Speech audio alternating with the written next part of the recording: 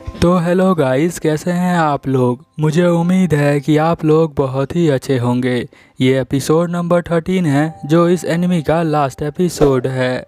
Episode में आगे जाने से पहले आपको बता दूं कि यहाँ बैकग्राउंड नॉइज़ आ रही है। अब क्यों आ रही है इसके लिए आप पिछले एपिसोड देख सकते हैं। एपिसोड के स्टार्टिंग में हम देखते हैं कि नाना जो होती है अपने रूम में बैठकर सोच रही होती है। वो सोच रही होती है अपने मॉम और डैड के बारे में, जहाँ वो सोचती है कि उसकी मॉम जो है उसे कितना डांटा करती थी जब वो सब सामान यहाँ वहाँ बिखेर दिया करती थी। और साथ में उसकी मॉम ये भी कहती थी कि तुम्हें अपने डैड से माफ़ी मांगनी चाहिए। वो जो है बहुत ज़्यादा ही डरती थी अपने मॉम और डैड से। और उसके मॉम और डैड के मरने के बाद कुछ लोग जो है यहाँ पर उसे उठाकर लेकर चले गए, ये बोलकर कि तुम्हें जो है तुमने अपने मॉम डैड को मारा है, ये कबूल कर लो, वरना नहीं करोगी तो ये अच्छा नहीं होगा। और वैसे तुम उससे बदला ले सकती हो जिसने तुम्हारे मॉम डैड को मारा है। और वो जो है नाम लगा देता है टैलेंटेड पर्सन का। हाँ, ये वही है जिसने इसके यहाँ पर आइलैंड पर भेजा है। You can see the riding on the pavement. Young kids, they're growing up in basements. Online, a whole new generation. I'ma make mine, so you better go take it. Oh, अब हम देखते हैं कि यहाँ पर मिची भी उसके रूम में आ जाती है। मिची कहती है कि मैं तुम्हें से बात करने के लिए आई हूँ और मैं तुम्हें कुछ बताना चाहती हूँ जो मैंने तुम्हें पहले नहीं बताया है। कुछ दिनों से मैं बहुत ज़्यादा अपसेट हुआ करती थी। जब तुमने मुझसे पूछा कि तुम कितना अपसेट हो तो मैंने तुम्हें झूठ बोला था। और एक बात और है कि मैं भी कोया के पास गई थी, यानी वो अंडेरा के पास गई थी बताने के लिए। मन ही मन नाना सोचती है कि शायद ये मेरे ऊपर शक कर रही होगी। बट यहाँ पर मिची कहती है कि जब तुम सुबह मॉर्निंग में उठी थी, ये जो है पास्ट की बात कर रही है जब यहाँ पर नाना के मॉम और डैड मर गए थे। वो कहती है जब तुम सुबह उठी थी लिविंग रूम से तो तुम्हारा जो लिविंग रूम है वो बिल्कुल क्लीन था और तुम्हारा पैर किसी चीज़ के ऊपर पड़ा था या नहीं पड़ा था, क्या तुम मुझे बता सकती हो। वो कहती है कि नहीं, मेरा पैर किसी चीज़ के ऊपर नहीं पड़ा था। तो वो कहती है देखा, मैंने सही कहा था ना, अगर तुम्हारा रूम हमेशा ही गंदा रहता था कि जैसा तुमने कहा था तो तुम्हारा पैर भी किसी ना किसी चीज़ पर पड़ना चाहिए था, बट वो नहीं पड़ा। इसका मतलब ये है कि जब तुम सो रही थी तो तुम्हारा रूम किसी ने क्लीन किया होगा, या तुम्हारी मॉम ने या तुम्हारे डैड ने। अब यहाँ पर वो जो है चौंक जाती है नाना। यहाँ मिची बताती है कि हो सकता है तुम्हारी मॉम ने क्लीन किया हो या डैड ने, तुम बताओ तुम्हें से ज़्यादा प्यार कौन करता है। वो कहती है कि मुझे नहीं लगता कि उन दोनों ने क्लीन किया होगा। तो वो यहाँ पर मिची सोचने लग जाती है। वो कहती है कि अगर तुम्हारा कोई ना कोई क्लीन करेगा, अगर किसी ने क्लीन नहीं किया होगा तो तुम्हारे पैर के नीचे आना चाहिए था कोई ना कोई सामान। फिर हम देखते हैं कि वो चौंक जाती है और फिर याद करने लग जाती है कि उसके साथ क्या हुआ था।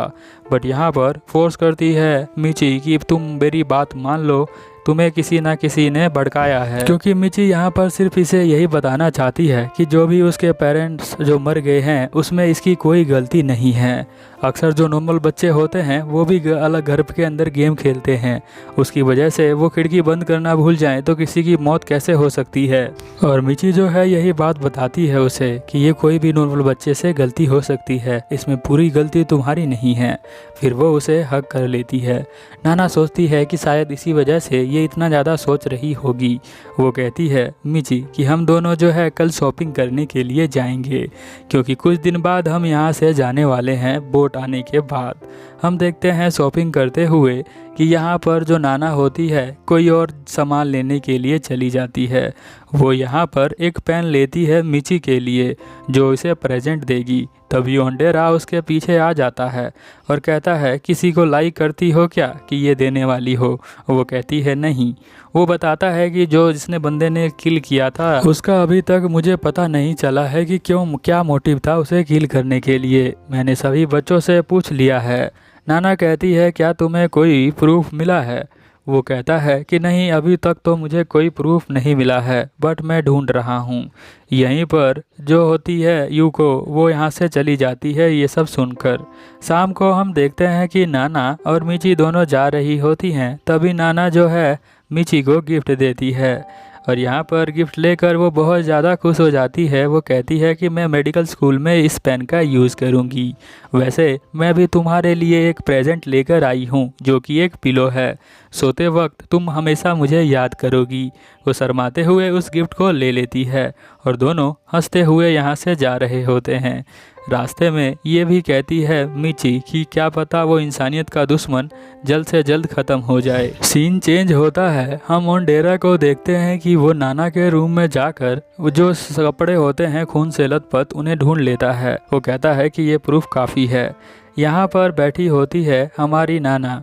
नाना के रूम के अंदर जल्दी से कोई आ जाता है, कोई और नहीं जिन ही होता है। जिन कहता है कि तुम्हारी जो दोस्त है वो रात को अकेले कहीं जा रही थी। फिर मैंने मोंगस का चेहरा लेकर उसे पूछा कि तुम कहाँ जा रही हो, तो वो कह रही थी कि मुझे जो है एक सीक्रेट काम है, और ऐसा बोलकर वो जो है समुंदर के रास्ते चली जा रही थी। अब यहाँ पर नाना को शक होता है। वो मिची को ढूंढने के लिए जाती है कि कहीं उसे कुछ ना हो जाए। स्टार्टिंग में तो बहुत ही तेज़ भागती है बट एकदम से रुक जाती है। वो सोचती है कि कितनी भी जल्दी जाऊं उसे मैं नहीं बचा सकती हूं। वो सोचती है कि मैं ओंडेरा की हेल्प मांगती हूं क्योंकि वो भी तो ढूंढ रहा है उस मर्डर को। और हम देखते हैं कि यहाँ पर मिची जो है पहुँच जाती है और मिची को वो मारना शुरू कर देता है, जिसने इसे यहाँ पर बुलाया है कोई बात करने के लिए। वो सोचने लग जाती है कि ये मुझे क्यों मार रहा है, बट मारने वाला बंदा कहता है कि मैंने हाल ही में फील किया था कि जिन खरगोशों को मैंने मारा था तुमने उसे हील कर दिया, यानी कि तुम्हारी आत्मा जो है बहुत ज़्यादा प्योर है और मुझे प्योर आत्मा बहुत ज़्यादा पसंद है। दूसरी तरफ हम देखते हैं कि नाना जो होती है भागते हुए जा रही होती है। वो जाते ही रास्ते में उसे फ़ोन आता है। वो कहता है कि मैं बोल रहा हूँ, यानी टीसुरो जो होता है वो उसे फ़ोन करता है, जिसने उसे ट्रेनिंग देकर यहाँ भेजा है मारने के लिए। वो उसे मिशन के बारे में कुछ पूछता है तो वो बताती है कि हाँ मैं मिशन ही कर रही हूँ। फिर वो फ़ोन रख देता है और हम सोचते हैं कि यहाँ पर वो सोचती है नाना कि मैं मिची को मारना चाहती हूँ तो मैं उसे बचा क्यों रही हूँ, यही तो मेरा मिशन था उसे मारना, मैं उसे ऐसे ही रहने देती हूँ। और हम देखते हैं कि मिची यहाँ जंगलों के अंदर भाग रही होती है और जो उसके पीछे लगा होता है वो कहता है कि तुम बच नहीं पाओगी। मिची कहती है मुझे नाना ज़रूर बचाने के लिए आएगी। वो जो होता है वो कहता है नहीं, उसकी आत्मा प्योर नहीं है, वो तुम्हें बचाने के लिए कभी यहाँ पर नहीं आएगी। तो यहाँ पर मिची देखती है कि तभी यहाँ पर नाना आ जाती है। नाना के बैक में चाकू लग जाता है।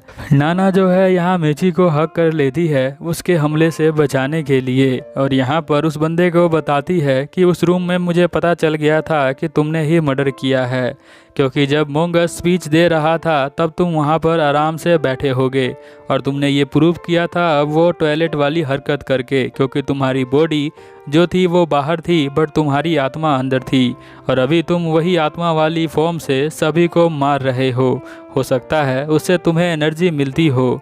इसी तरह तुमने अपने दोस्त राइजू को भी मार दिया क्योंकि वो भी बहुत प्योर आत्मा वाला था, और तुम जितने भी प्योर वाले आत्मा वाले बंदे होते हैं उन सभी को मार देते हो।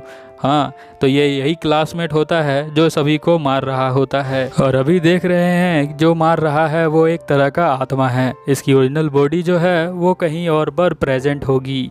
हम देखते हैं कि यहाँ पर मिची कहती है चलो मैं तुम्हें हील कर देती हूँ, बट नाना उसे रोक देती है। वो उसे कहती है कि तुम्हें जो है यहाँ से भाग जाना चाहिए, बट वो आत्मा कहती है कि नहीं, मैं इसे मारना चाहता हूँ क्योंकि ये बहुत प्योर है। यहाँ पर जो नाना होती है उसके कान में कहती है कि मैं इसे डिस्ट्रैक्ट करती हूँ, इतने में तुम यहाँ से भाग जाना। और हम देखते हैं कि वो उसका ब्लेड पकड़ लेती है क्योंकि उसके बिना वो जो है मिची को मार नहीं सकता, और वो मिची को भागने को कहती है, बट मिची कहती है कि नहीं, मैं तुम्हें ऐसे छोड़कर नहीं जा सकती हूँ।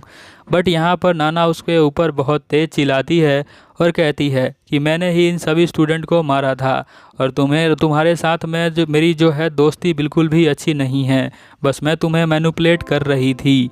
अब ये सुनकर उसे रोना आ जाता है और ये सुनकर वो जो है यहाँ से भाग जाती है। फिर हम देखते हैं जो आत्मा यहाँ पर होती है वो कहती है कि तुम मुझे ट्रैप कर रही थी। तो यहाँ पर हम देखते हैं कि उसके गले के निशान पे आ जाता है हाथों का निशान। फिर वो जो है हाथों का निशान कोई और नहीं होता है, ओंडेरा होता है, क्योंकि नाना ने उसके पास जाने से पहले ओंडेरा के पास गई थी और यहाँ पर ओंडेरा से हेल्प मांगी थी। ओंडेरा जो है स्टार्टिंग में ही उसे बोलता है कि तुम्हें कुछ एक्सप्लेन करना है मुझे, बट वो कहती है कि मैं तुम्हें बाद में सब कुछ एक्सप्लेन कर दूंगी, अभी तुम मेरी हेल्प करो, क्योंकि मुझे पता है कि वो जो खून किया है वो किसने किया है। यहाँ पर वो आखिरी वक्त में अपने मॉम और डैड को याद करती है कि वो उनको सुनेंगे। तभी हम देखते हैं कि यहाँ पर मिची आ जाती है जो उसे हील करने का ट्राई करती है। नाना उसे रोकती है बट वो नहीं मानती। वो कहती है कि तुम बहुत अच्छी हो और मैं तुम्हारी बॉडी को बचा कर रहूँगी, और वो जो है अपने मैक्सिमम पावर का यूज़ करती है हील करने का, जिसकी वजह से हम देखते हैं कि यहाँ पर नाना तो ठीक हो जाती है बट मिची वो तो बेहोश हो जाती है। उसकी दिल की धड़कन सुनने के लिए जाती है नाना, बट शायद उसको सुनाई नहीं देता उसकी दिल की धड़कन। इसका मतलब यह है कि यहाँ पर मिची जो है वो मर चुकी है। अगर तुम एपिसोड में देखते देखते यहाँ तक पहुँच गए हो, इसका मतलब यही है कि तुम्हें ये एपिसोड बहुत अच्छा लगा। तो प्लीज़ इस चैनल को सब्सक्राइब करो और मुझे सपोर्ट करो। चलो फिर मिलते हैं अगले एपिसोड में, तब तक के लिए ओवर।